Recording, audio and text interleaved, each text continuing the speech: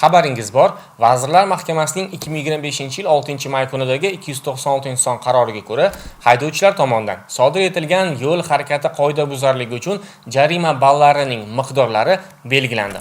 Ma'muriy javobgarlik to'g'risidagi kodeksi 128.5 moddasining 1-qismiga ko'ra, tezkor va maxsus xizmatlarning ko'k yoki qizil yoxud ko'k va qizil rangli yaltiroq mayoqchani yoqqan holda hamda maxsus tovushli signal bilan yaqinlashib kelayotgan transport vositalari to'siqsiz o'tib ketishi uchun transport vositalari haydovchilar tomonidan xalaqit berish uchun 0.5 ball miqdorida jarima balli belgilanadi hamda bazaviy hisoblash miqdorining 5 baravari miqdorida jarima solishga sabab bo'ladi.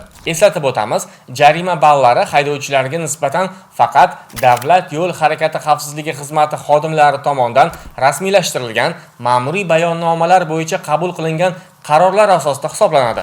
Jarima ballarini hisoblash 2025-yil 1-iyun kunidan boshlanadi.